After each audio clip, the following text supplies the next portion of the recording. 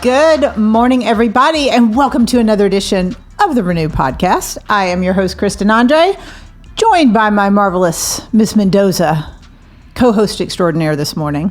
Wow, good morning. I know, good morning. So what's interesting is our little episode today is when life throws you curveballs. Maybe we should not have spoken this out We loud. probably should not have put that into the universe because you guys are all listening to this on a recorded version, because right now we're live, but no one's seeing it because the interwebs at the studio is down. Maybe the whole building. We don't even know. Yeah. So thank you, universe, for helping us kind of solidify when life throws you curveballs, what you do with it. Because that's what we're talking about today. Because I don't know about you, but there have been some curveballs in the world lately. Yeah. Don't call AT&T because they'll take forever. Yeah, they're not. Sorry. Is that who we have? Comcast? I don't know. Basically, any internet company kind of stinks when it comes to customer service. So if you get a flat tire, don't call them. Well, it's one of these things. We're all so dependent. You don't really realize how dependent we are on the internet. But I mean, and everything from virtual school. I know, and they've kind of got us over a barrel with that. But all right, so today we're talking about curveballs, and I've got Whitney with us. And what's really interesting is some curveballs are good. And some curveballs are bad. Yes. So let's look at my little co-host, for example. Miss Mia Andre. Yes. Co-host extraordinaire, who I think half of the audience really wants me to give up the show and give it to her. I'm a little mad about that. I'm like, it's my show. I birthed her. I get that she's good, but here's her little curveball. You know, she's doing virtual school. Yeah. Right now, as we speak, or as we're actually speaking, not as people watching this, she's on a plane on her way to New York.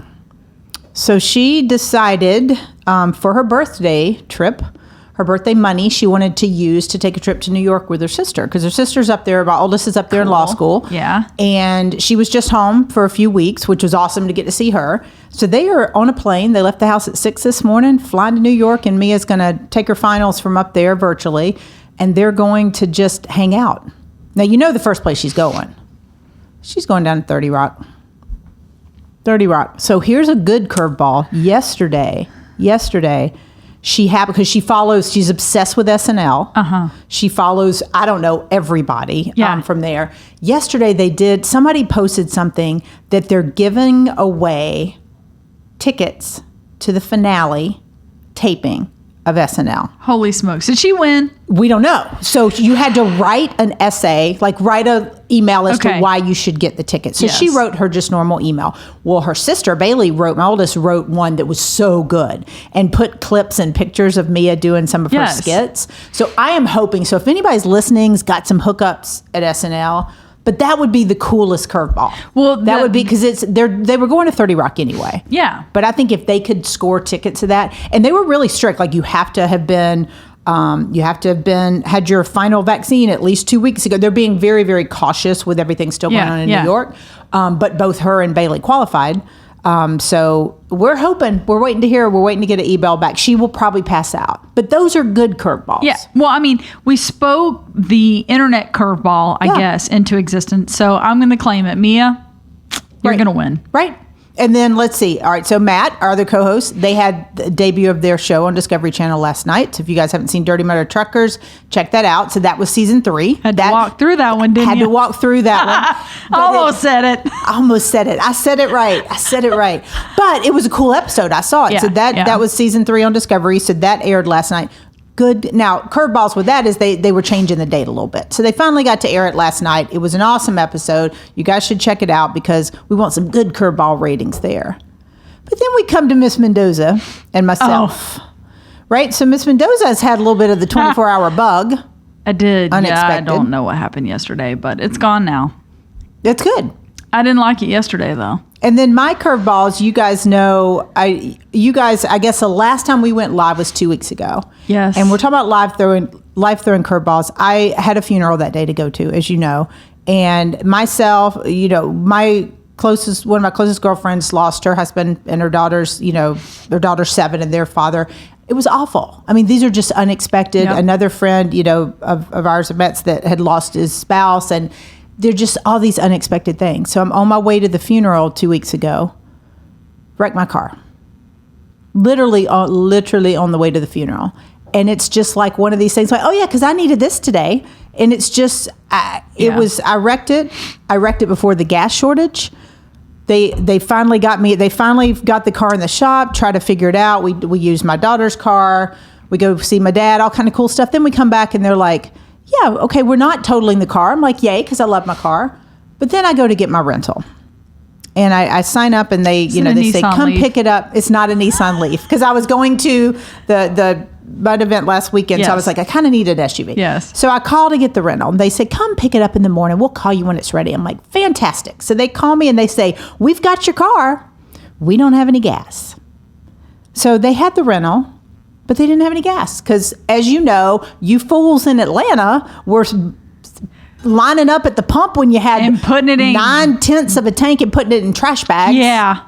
So for those of you guys listening, actually, I know nobody listening to this show was putting their gas in trash because bags. You listen to this show, you know better. You're smart enough to know not to put. 100%. If y'all were putting gas in gas bags, come on. Now, I mean, I said it to somebody this weekend. That's natural selection for you. I saw one of those memes of like, in the old time where it's like a pipe running from the gas tank. And there's a man sucking the gasoline through it. Yeah, that's what you do on the farm. You siphon the gas out of the tractor and put it in the car. But it's help us. But it's true. It's natural selection. If y'all are fool enough to put gas in a garbage bag, more. And then we heard somebody this weekend was saying that they heard about somebody like had the fumes and lit up a cigarette because they had open tanks in the car. Well, come on, let's think these things through. So, I mean, when life throws you curveballs, the first thing I want to say about this, because this got me in my feels last week with the gas thing.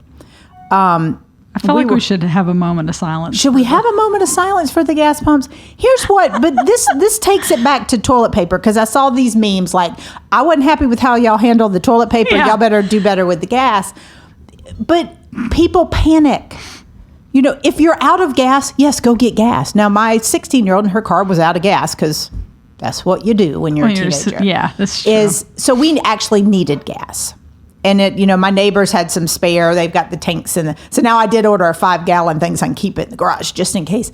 But it's one of these things like everybody just panics. I honestly did not know, because I don't watch TV. I don't follow I don't watch the news at all. Like, even if I watch TV, I have a few shows I'll watch plus homework. I don't watch the news. I didn't know there was a gas shortage until I went to get gas and 10 stations were out. Yeah. It's funny. I'm kind of the same. My brother-in-law called me and told us about it. And, I was like, well, I've got a full tank of gas, so I'm fine, but thanks for letting me know. But yeah, I mean, I wouldn't have known either. Same thing until I was like, oh, I need gas, and then stopped to get the gas. I mean, yeah, it's totally the threat of anything coming to a shortage, and we actually, produce that shortage by our freakage outages. Well, and I think the freak outages if that's a word, if we're coining that, I like it. I like it. We'll go with that. But I think that's the challenge. So the reason I wanted to do this episode is because we've got to start to realize at some point that life is going to throw us curveballs, good curveballs and bad curveballs.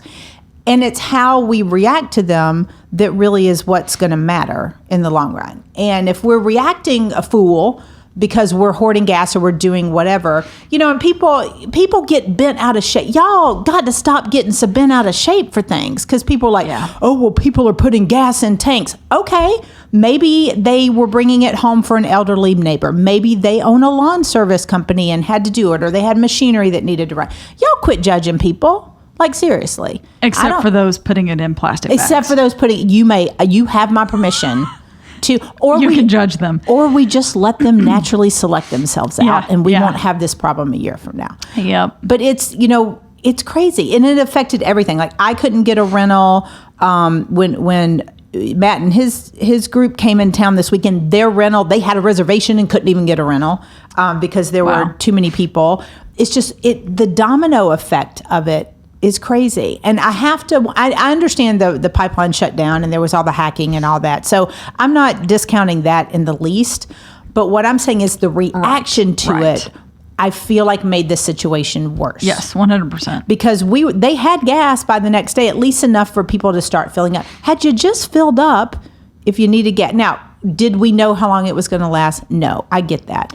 But, you know, I mean, heaven forbid I had to cancel my nail appointment. I mean, it was treacherous.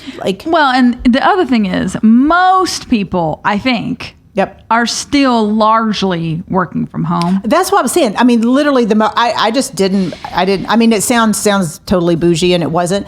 I had a nail appointment. I was like, well, I'm not going to drive if not knowing what the situation is. So I just canceled it. Yeah. And, you know, went somewhere closer to home. So it's that you can walk to. It's how we react to it. And I feel like we've defaulted as a society. We have defaulted to freak out. We've defaulted to freak out and blaming. And I'm getting a little tired of it. I feel like that is, hearing you say that and us talking out loud, it feels like that is the case with everything. Right? Yeah. And I don't know that I can point back when that happened. It feels a little more like that has been ramped up after the pandemic. Well, and that's kind of what I'm interested in. And I really wish we were live. My interweb seems like they're coming back up, so who knows? But this is where I'd love to get comments, you know, even if you guys are watching the recording, and we'll jump back in and comment back, because I want to know when it started too. I mean, people get so worked up. And I had this debate with one of my children last night. You've got to understand that people are coming at places from different, or they're coming at things from different places. Right. And give people some grace to understand where they are. Like I said, you don't know why the person was filling up 5 other cans. Now, could they have been hoarding it? Yes. But could they have elderly neighbors or have a generator I don't know. It's just, if we could all learn to band together and be nicer. And I feel like we did that at the very start of the pandemic. Well, yeah. And then I feel like somewhere along the line, people were like, nope, I'm done. And they lost the grace, they lost the kindness, they lost, I don't know, just the humanness of it. And I want to see us get that back. Yeah. It's almost like we walk around in this perpetual state of aggravation, of just in the smallest thing sets us off. Yeah. And that's where I personally don't have that. You know me, I kind of joke, I am so non-drama, I can't do drama. I will distance myself from it in 2 seconds flat. Was I always like that? Nope. Because, you know, several years ago, things were making me mad. And, you know how you are. Well, you don't know how you are, but you're getting older. The kids are driving you nuts. You're going through a divorce. There's stuff, right? Yeah. And it took me until my mid-40s to figure out it's all about how you react to things. And I wish it hadn't taken me that long. So that's kind of why when curveballs come up, I just want to tell people, it's like, you're deciding how you react. Yeah. I mean, you could have the event we went to last weekend. Y'all saw the pictures. It was my first one. It was so much fun. Everybody, it was all outside. It was all outdoors. Everybody, to a person. And I didn't know a soul there except for the little group I was with. I didn't know a soul there. Everybody could not have been nicer. Everyone was having fun. Everyone was helpful. It was just a group where I'm like, oh my God, this is like a weekend of people just enjoying their families or whoever they were with or whatever. And we've got to create more opportunities like that, because we focus so much on what's going wrong with the world. Yeah. And how we think it has to be.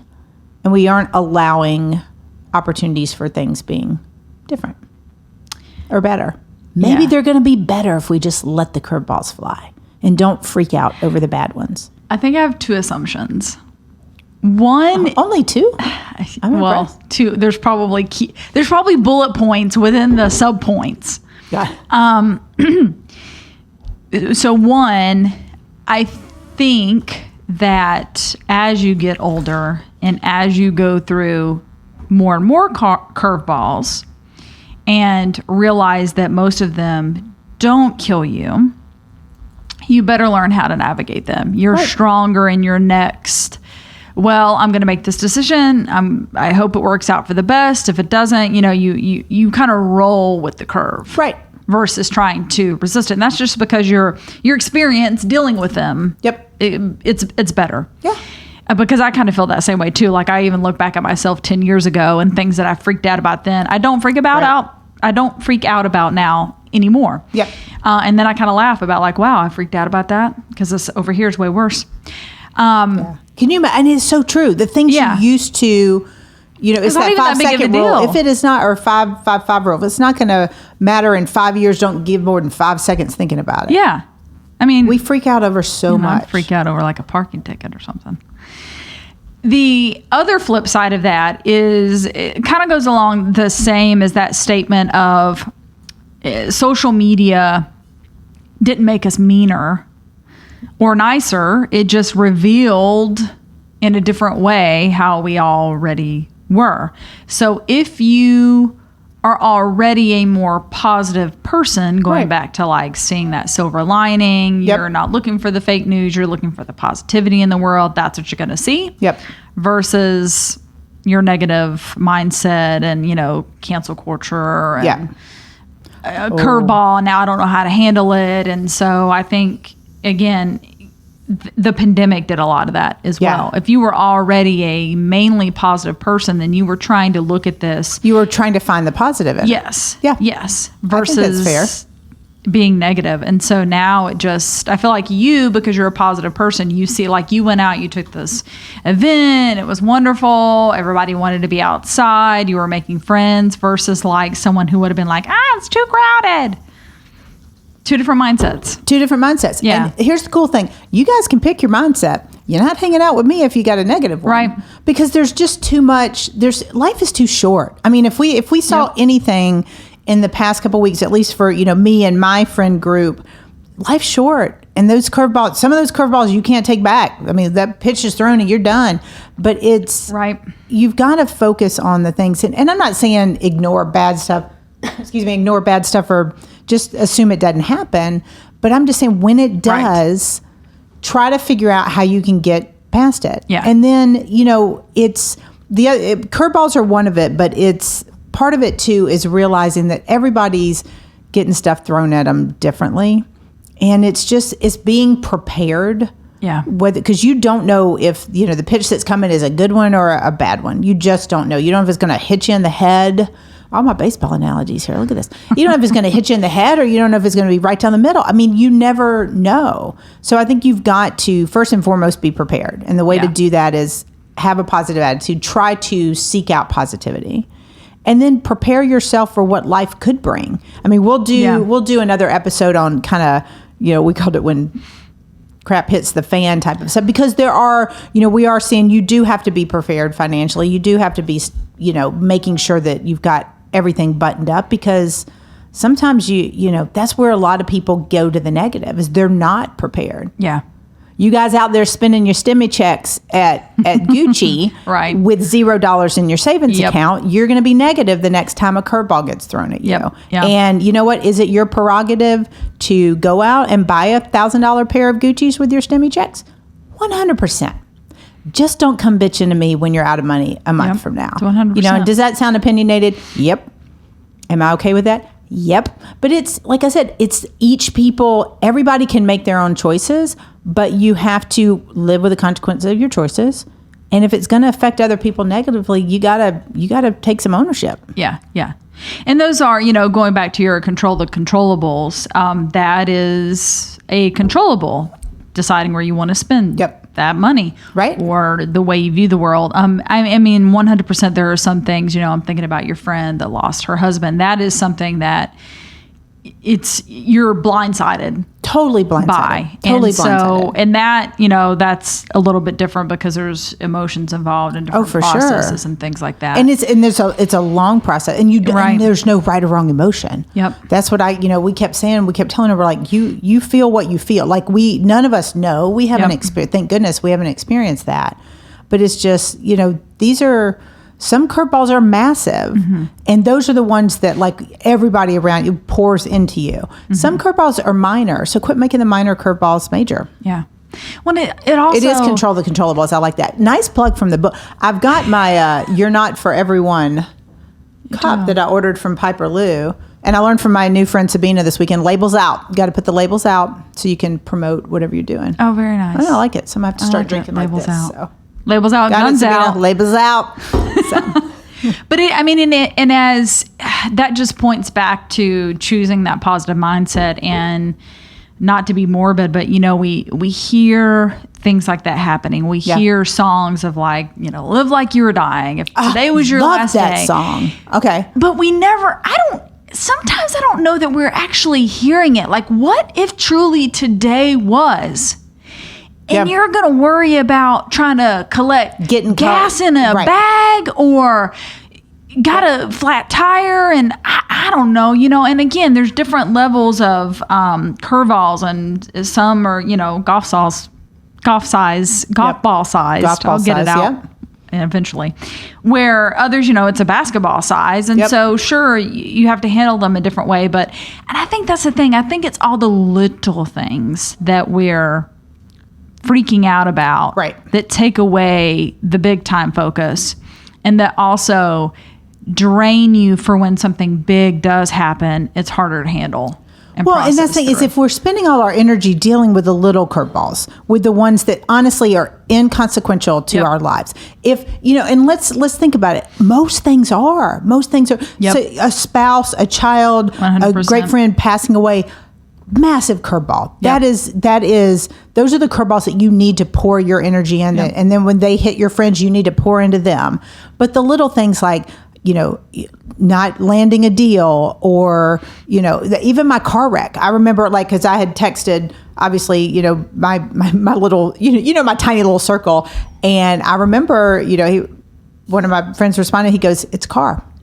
Yep. You can fix the car. You're fine." It wasn't you, it was the car. And it's true. And it was so, and he did. It was Matt. He's like, he goes, "I'm not trying to sound harsh, but you're fine. We can fix the car." Mm-hmm. And I'm like, that's a reality. But, was I upset that it happened? Yeah, of course. For sure. But at the end of the day, it's a car. Yep. And so I feel like we all have an opportunity, because life is short, and we all have an opportunity to figure out what do we enjoy doing. I always, and you've heard me say this a ton of times, if it doesn't bring you energy or move you closer to your goals, why the heck are you doing it? Yeah. So same thing with the people you're around. If they are not lifting you up and making you feel good.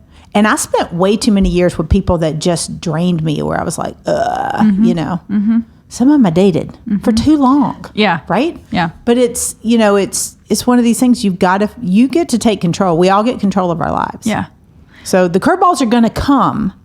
We get to decide if we let them just pass on by, or if we're going to try to catch the ball and hold on to it for a little while, just because that sounds fun. Yeah. I mean, go all Steve Jobs on it. If it upsets, if it gets you all anxietous to pick out what you're going to wear. Is that a word? Anxietous? I don't know. You probably know better words than me. Today. I like that one. Anxietous.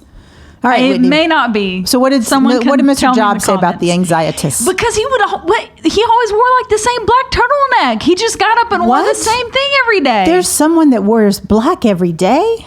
Oh yeah, it was. Steve. They must be brilliant to not have to think about their wardrobe choices. Zuckerberg kind of adopted the same. Like if you see him, so did Andre Berg.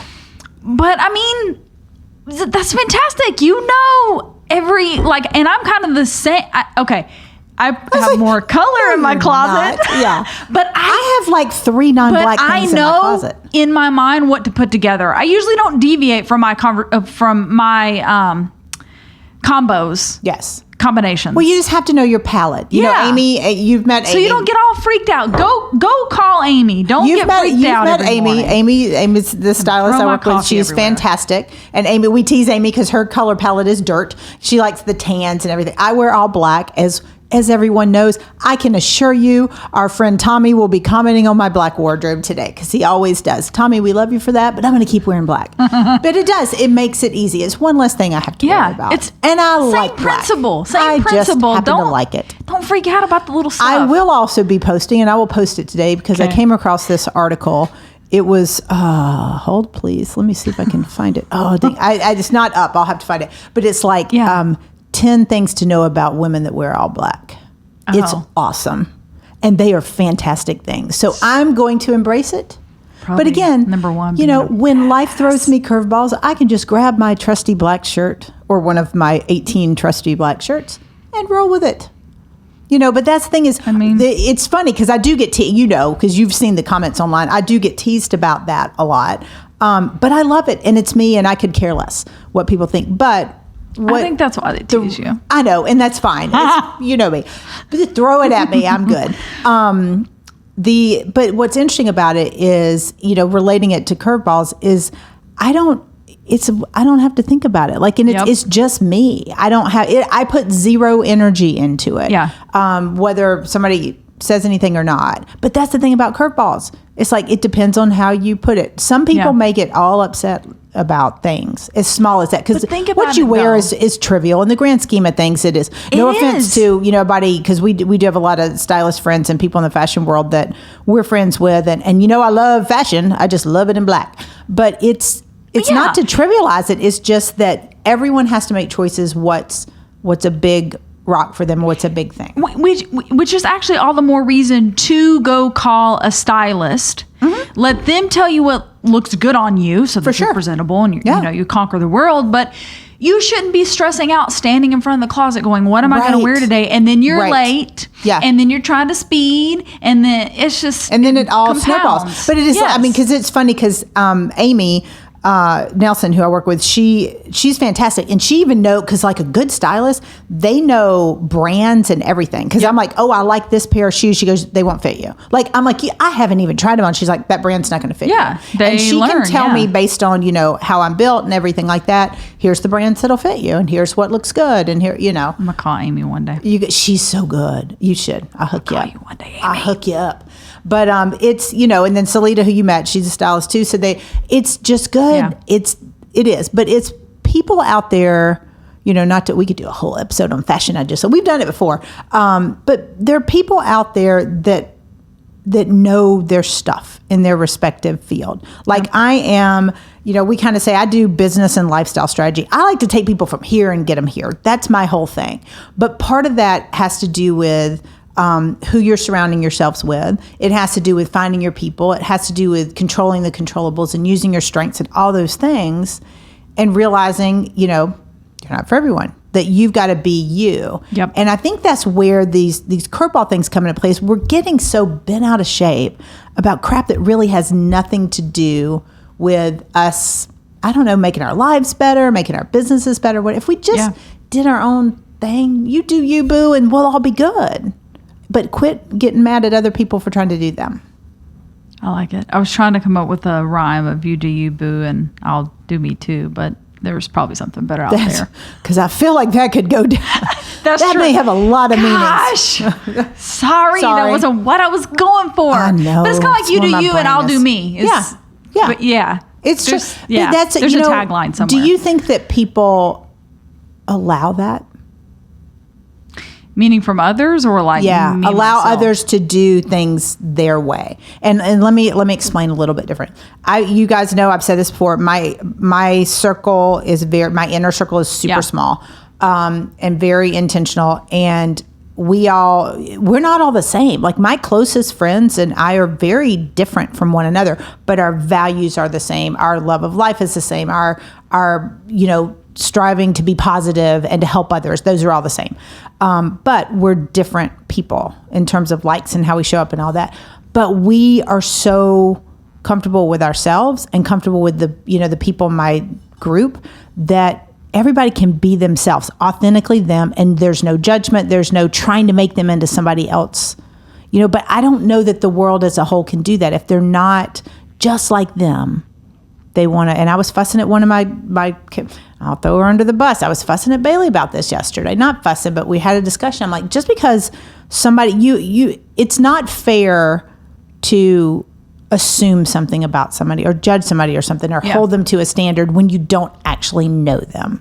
And I feel like social media and all the things out there are giving people, or they feel like they have the right to say, oh, Whitney, I don't like how you did this. So you're not a good person. And that's where all this offensiveness is. And that's why when people life throws them a curveball, not only are they dealing with the curveball, they're dealing with 50 other people telling them what they should do with that curveball. Yep. And how they should handle it. And I think you should just handle it. Like, don't get bent out of shape unless it's something bent out of shapeable. Yeah. A wise woman once told me. Was it me? Was I the wise woman? You're not for everyone. Oh, how about that? It was me. For everyone. I know. I like it. And if that's the case, then they ain't my people. They're not part of your tribe. That's because true. I think that answers your question. If you're around the right people, then yes, you can truly be who you are. Absolutely. And they're not going to, like I said, you've met several of my friends. You met several of the people in my little inner circle. Mm-hmm. And you guys are as well. We're all so different, but we have a very healthy mutual respect for each other and each other's lives and each other's family, because at the end of the day, our values are the same. We're very others focused. We're very family focused. We're positive. We want to help. That's for me, that's my people. If that's not your people, cool. Mm-hmm. But you can find yours. But it's then that allows me to stay positive, and it allows me personally to deal with curveballs, whether they're big or small, because I know my tribe, my little circle, they're going to be supportive of that. Yeah. And even if I came back and, just said something off the wall, they'd probably be like, okay. Most of the world, I had this conversation with my friend Jessica yesterday. A lot of times, people don't always agree like with what I'm doing or how I feel about something in particular. And she and I were having this conversation. I won't go into the details of it, about just some areas of my life and stuff like that. And she's like, you know what? It's nobody's business but yours. Yeah. It's nobody's choice but yours. And I'm like, you're right. And so many times I think we put so much stake in what others think, and if they're not your people, it shouldn't matter that much. Well, and that's where if you're that close, then anything anyone says, they're doing it with the best of intention. And they'll call you out if you're way off base. Yeah. And that's that mutual benefit of you're close enough to them to understand that they're just trying to help in the best way possible. You know yourself enough to where you ultimately have the final decision. Right. Exactly. Yes, no, left, right, up, down. That's your final decision.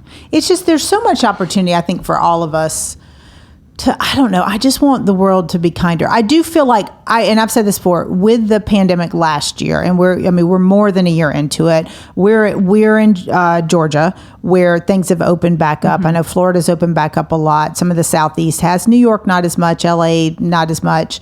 And some of the places have clients across the country. So all of us are dealing with different stuff. We have a different set of circumstances. But I feel like as there's been positives and negatives as things are beginning to get back to quote unquote normal, mm-hmm. or the new normal. The positives are that we did realize I feel like, at least I have, that we can do a lot. We don't need to be doing a lot of the things. I feel like we had so much busyness and so much stuff. Agreed. And I spent way less money during the pandemic because I wasn't out doing stuff. I wasn't buying stuff. Right. I mean, the Amazon, I'm buddies with the drivers of the Amazon trucks now, but right, yes. But in the grand scheme of things, I got rid of so many things. Like we had a neighborhood garage sale not too long ago. I got rid of a ton of stuff because for me, I didn't need the stuff. Yep. I said this multiple times and I'll keep saying it. One of the best things that came out of this for me and for a lot of people is to understand that truly most people are craving experiences and connections.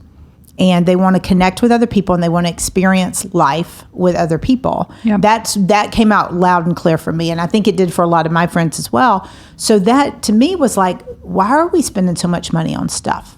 We're spending money on stuff to impress people we don't even like. Yeah. And that's just not my thing. Yeah. I did that for years. I did that probably for decades, but it's not really, it didn't serve me. Yeah. So for me, it's about connection and experiences. Well, you learn to, because I did the same, of appreciating the smaller things. Yes. Like I love going out now for a dinner. Yeah.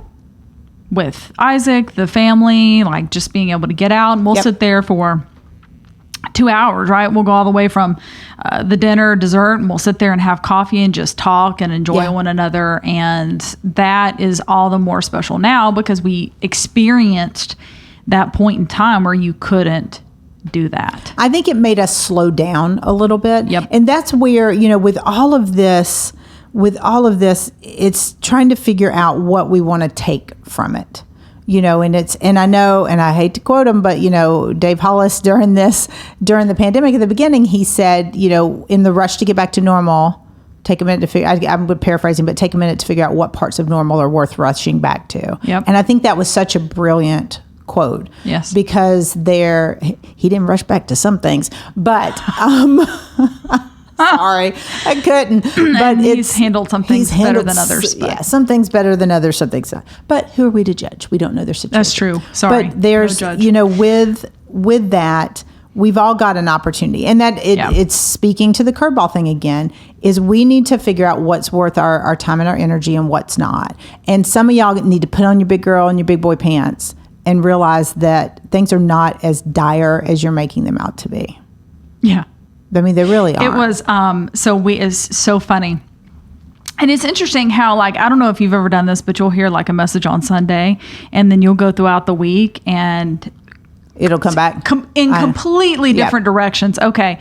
So this is a story of Elijah, and he had gone out into the woods and he was like, God, take me now. I can't do anymore. And God sent an angel and was like, get up, go get something to eat, go drink some water. I need you to go over here. Get up, get something to drink, go eat your food. Don't lay down and die. You got somewhere else you need to go. Right. It's the same. It is. It's the same thing. Yeah. So it's like, let's quit. And so I give, I'm all about giving some grace. And I've had clients before, and my private coaching clients, because I am very much, when I work with somebody privately coaching on business and life and things like that, I'm very straightforward. Shocking, right? No, there's no real filter. And, people will be complaining and complaining. And some of the things are really worth like just bitching over. And they'll complain. I'm like, okay, you got 5 minutes.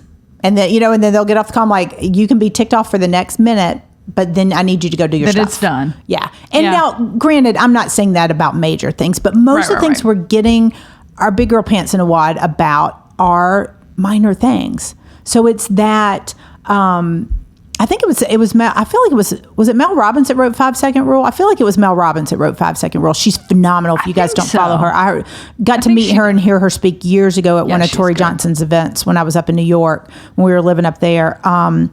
It was awesome. But she, it's basically like, if this ain't gonna matter, don't spend 5 seconds on it. And most of the things don't matter in the long run. Yeah. So curveballs, when we talk about curveballs, if they're major, pull in your people and deal with the big ones. But if they're not, can we just be positive? Yeah. And can we quit being unkind to others? Amen to that. Or throwing the curveballs. Quit throwing the curveballs at others. Some of y'all out there lobbing some curveballs at people deliberately. You're making it worse. We're not happy about that. We're practicing positivity and kindness here. And some of you, that's really all you need. You need to go get some water and something to eat, because you're going to feel better. Because some of it might just be you're hangry. Yeah. My brother, and I can say this because he doesn't listen to the podcast. I keep telling him, he's like, I've listened to a couple minutes. Should be like, we talk about you. I know, we talk about you a lot. My brother was a hangry, but that was the joke. Like when we would, years ago, we'd be in the car and he's like, I'm hungry. And everybody'd be like, pull over. Because, he gets hangry. Yep. But sometimes we're not, but that can be, it can be food and water is what we're joking about now. Some of it can just be positivity. Some of it could just be find your people. And I've said this before, one of the strategies I use in my own life and business and with a lot of my clients is the Energizer list. I got it from my friend Shelby. The Energizer list is make a list of the people that are positive for you, that you talk to them, you see them, you hang out with them, and you're like, oh my God, you just feel good, right? You got those people. Yes. Most of us probably have 10, 20 of those people. If you don't, you need to find some of them. But my Energizer list, I actually have it written out. I don't let anybody see it.